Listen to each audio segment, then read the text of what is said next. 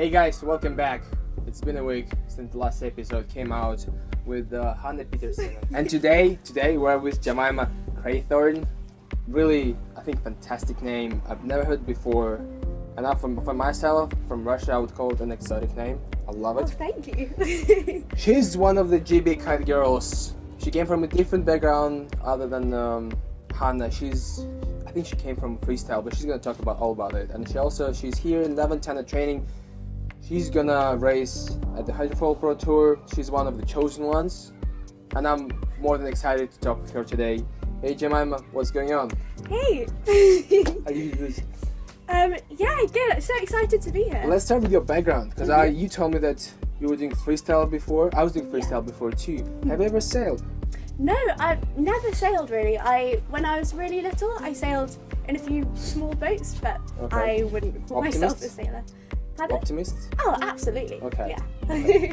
And then when did you start kite surfing, and then was it just freestyle or the wave riding? What was it? So I started kite surfing when I was 9 years old, because my whole family did it, and I would always sit on the beach and look at them, and I just wanted to join in. Okay. So as soon as I was old enough and big enough to fit into a harness. How old were you? At 9 years old. Okay. Yeah. And I think I ended up wearing my dad's harness, and we stuffed loads of rash vests and wetsuits down the back so it would fit. Yeah. And I absolutely loved it from the very beginning. And yeah, so me and my sisters tried to learn tricks, and we slowly got into freestyle and tried a few events, and yeah, absolutely loved it. How long have you been freestyling for before you switched to foiling? So, pretty much since the beginning, really, but on and off. And was it more as well? I would say like the on the weekends and during the school holidays, more freestyle, and probably summer. Yeah, pretty much. So sometimes me and my sisters would wake up really early before school, and my dad would drive us to the beach. We'd go kite surfing, and then we'd go straight to school with our hair still wet and like just out of our wetsuits. So how far is the place from your home? It's about 20 minutes, so not too bad. It was good. Yeah, and then other days we'd just look out the window at school and we'd text our dad and say, we don't want to be in school, we want to go kite surfing, and he'd come and pick us up. So we're quite naughty. We just always wanted to go kite surfing. Where do you live in UK? I live in the southeast. Southeast. The city name? It's near a city called Canterbury. Not many people have heard of it. we know. Is it far from London? Yeah, it's about an hour and a half away. Down south? Down, Okay, yeah. Cool. Well, so this is I think the really nice point, because you don't have to come from a sailing background to be in the team. You can be a freestyler in the past. I think other girls might have different background. We will know in future when we ask them. When did you switch to foiling? What or why? The foiling. When? Oh, when? So that was with the program. So I had never foiled before, but every time I went on my twin tip, I loved the freestyle, but I always wanted to go as fast as possible, and I loved exploring and going on adventures. So foiling was always something that I wanted to do, but I hadn't had the opportunity to get into it, and so the British sailing team came up with this whole scheme, and it was so exciting. And my first session on a foil was at the end of October last year. And it was just because of the program. Yeah, exactly. Did you feel more comfortable, as Hanna told us, that there were like we'll say two major qualifications? The first one would be where you would train on the water on just practicing the surfboards, and the second one was the competition ones. Yeah. And Hanna told us also that some of the girls were just trying the kite for the first time, and because you were kiting before and you were doing freestyle, did you feel more comfortable during this process? I think kind of learning to tack and jibe on a surfboard, I tried to train the same way I would if I was learning a new trick. So just really short runs, trying again and again and again, and I think I'm very used to crashing. So I didn't mind that aspect of it, and it was fun kind of having a goal and really going for it. And it was cool. But the racing we did, I'd never really done anything like that before. The racing, was it on twin tip or was it? It was on a surfboard. So was it slalom downwind or upwind? No, it was windward leeward. Okay. Yeah. Okay, nice.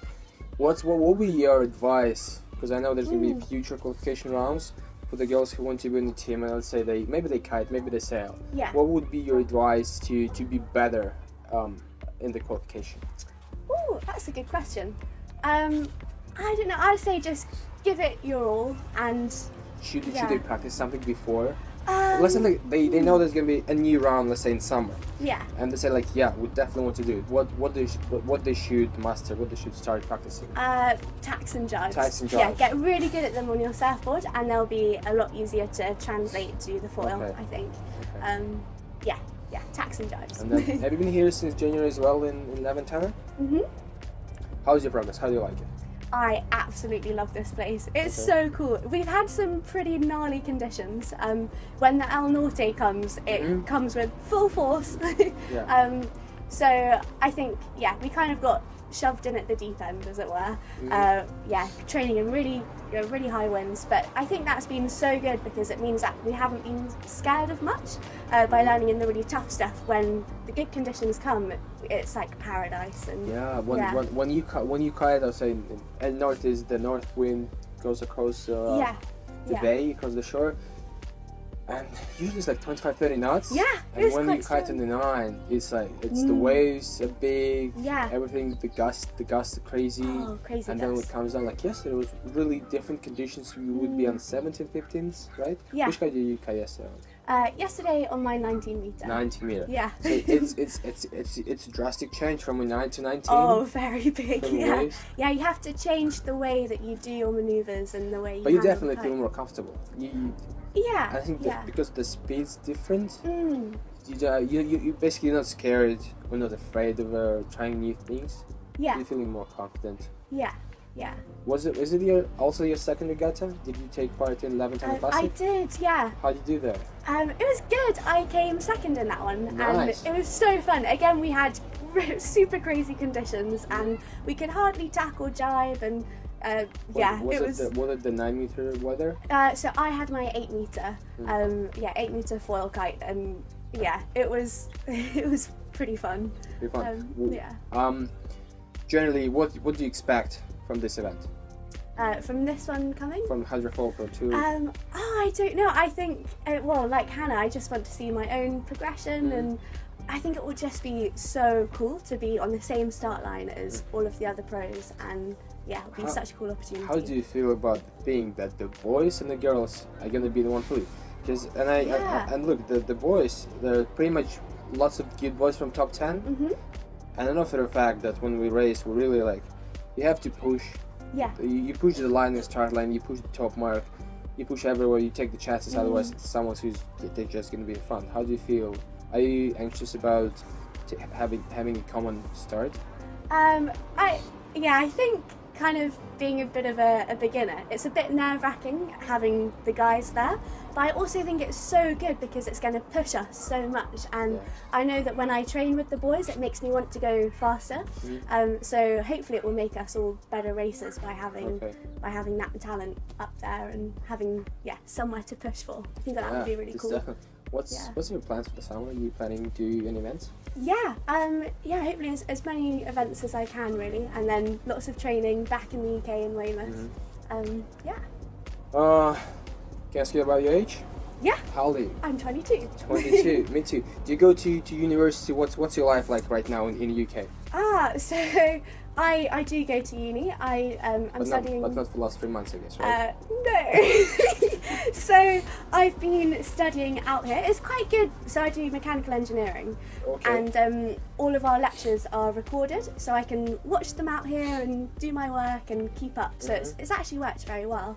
And the university are so supportive. They've helped me balance both foiling and uni. That's amazing to hear that they support you. Yeah. How many years left for you? I've got 1 year left. 1 year left. So you finish this year, 1 more year left. Yeah. And then you're planning to focus 100% just on the cutting. Yeah, absolutely. Getting the gold. Yeah. How's the competition inside the team? Inside the team? Yeah. I think it's quite friendly. I think we're just a bunch of really cool girls, and it's been so amazing getting to know everyone. What do you think is going to happen in 3 years' time? Because I it's going to be I think no more than 2 years gonna go to Olympics. Yeah. It's hard. I think at the moment we just love training together and pushing each other. And I'd say when someone improves, it always makes me really happy and almost proud to see them doing well. Because it's really exciting because we've all learnt from the beginning together and we're all progressing together.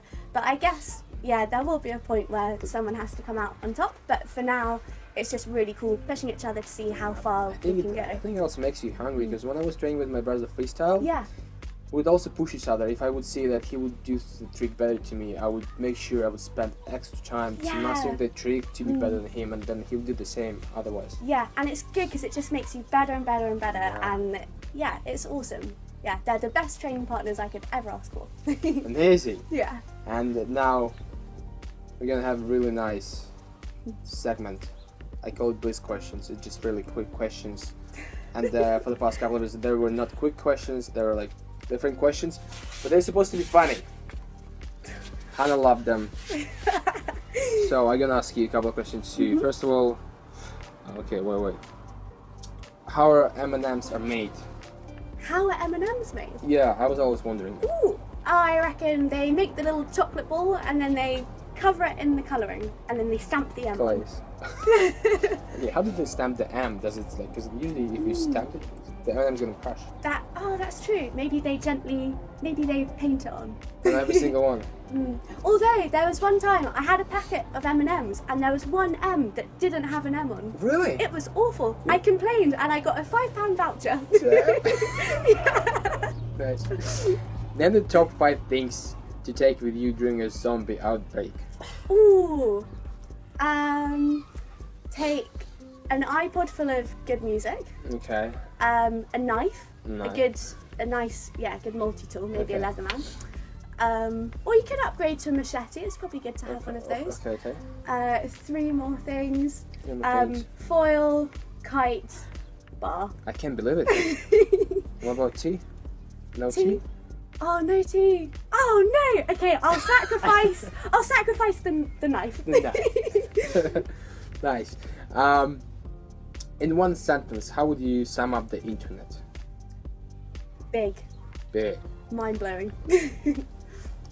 If aliens would land in front of you and in exchange for anything you desire, they would offer you to position on the planet. Ooh. What kind of position would you take? How do you mean? Yeah, I don't know. I think it was not the best question I could ask. It was too complicated. That's alright. Okay, how would you explain database in 3 sentences in an 8-year-old? Database? Yeah.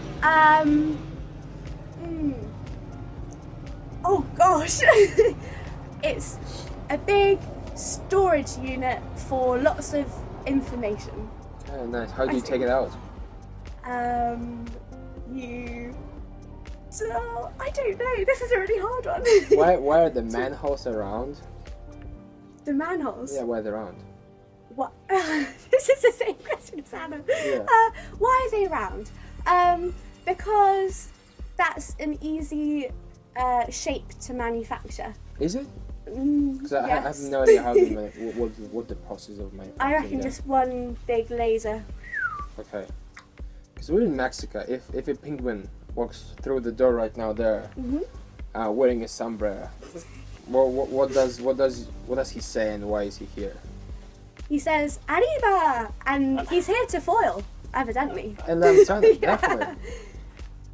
What would you do if you were one survivor on a plane crash? If I was one survivor, I would check for other survivors, and I would. I'd get everything I needed from the plane and start a big mission to get to the nearest form of safety and find someone. Would it be sad or happy? Oh, I'm always happy. I'd be happy. But it would be really sad that everyone had died. But I'd keep optimistic. That's good content. Well, would you rather fight one horse-sized duck or 100 duck-sized horses? I love this question. Oh gosh, I think 100 duck-sized horses. Yeah. Can you imagine the duck-sized horse? It's like I think it's like the size of a cat, just inside not a cat but a horse. Yeah. It would be so funny. It would be very funny. If you could time travel, where would you go? Can I go forward and backward? Yeah, anywhere. Ooh. I would go. Oh. I would go backward to when I was 9, and instead of learning to twin tip, I'd learn to foil. Nice. Yeah. Okay. Because I wish I'd done it forever. How would you describe a spice rack for a blind person? A spice rack. Yeah, you know, usually they have like, if you design it, you have like different colors, so like paprika and all that stuff. How would you design it for a blind person? Oh, that's such a good question. Exotic, variety, I don't know. I can't answer that question. I'd be very bad at describing things to blind people. What is the sound of love? The sound of love? Yeah. Happiness. I don't know. No, the sound. The sound? Yeah, the sound. You can make it if you want. That? I don't know. Like a giggle. Okay. Yeah. It's good, yeah. So it means you should be laughing. Yeah. Finally, this one is important. I kind of ask everyone these questions, and I think I maybe I need to find something better to ask. But then I think it's important, so you have to pay attention very carefully. And what do you think cats dream about? Cats. Yeah, cats. Right? Dream about. I reckon they dream about mice and running around and.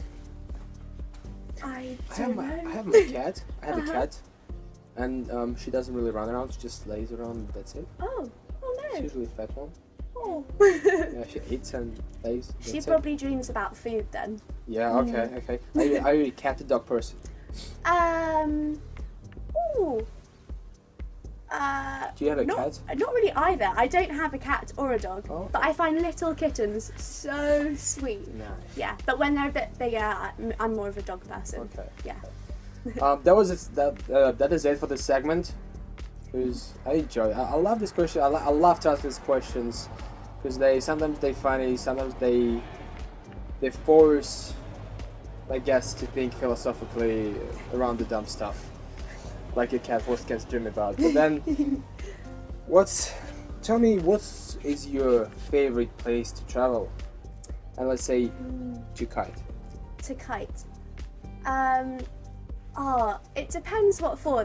I've been lucky enough to go to some incredible places. I think Brazil has been awesome. I love it there for freestyle, and I'd love to go foiling. Which place? Everywhere. We did a massive road trip all the way up the coast. Okay. And it was amazing. But I think the best place, but also maybe the worst place that I've ever kite surfed, is a place called country called Tajikistan, and there's the highest navigable lake that you can kite surf on in the world. Where is it? So it borders, I think it's Afghanistan, Russia, I think, and where else? I've never heard of that place. Yeah, it's not many people have heard of it. It's a tiny country, and it takes a lot of days to travel to this lake, which is frozen for 9 months of the year. Really?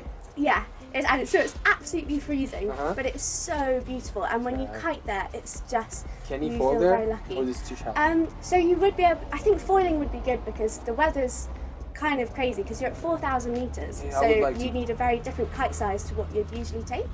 But it's very, very cold. I would like to go there, kite and film it. Yeah. I think it would be a really nice episode just to film this because I think I heard about that place. I think maybe Kevin Langery went there to do the freestyle, and it looked amazing. Is cool. It like it looks like inside of a big volcano crater? Not quite. There's loads and loads of mountains that have never been climbed before, like right behind it, and it's this massive lake. Yeah, it's very beautiful. Do you like Laventana? I love Laventana. Are you gonna come here next year again? Oh, absolutely. Okay. Yeah, every year. What's it? And is it better than your home spot? Yeah. In winter, summer, and in summer. Nice. It's pretty good. Okay. Thank you very much for being here. It's gonna be your Instagram. You can say it out loud. Jemima Crathorne. Jemima Crathorne. GB KITE girls.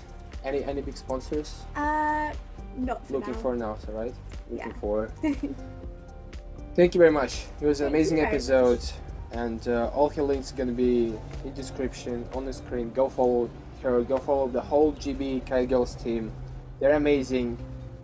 We're posting weekly, every Wednesday. It's just amazing. And if you have any suggestions, or if you have a favorite rider you would like me to have as a guest and talk with him, just comment down below. And thank you everyone for watching, and see you next Wednesday. Bye. Oh no, wait, no. Нажал паузу еще. Нажал? No. Last thing. You see there's a camera up there? Uh-huh. So you need to tell the viewers one thing you think is important right now in this moment in time. It can be anything. Happy birthday, have a good lunch, or any inspirational thought. Oh, an inspirational thought. If you don't fall over, you're not trying. I don't know.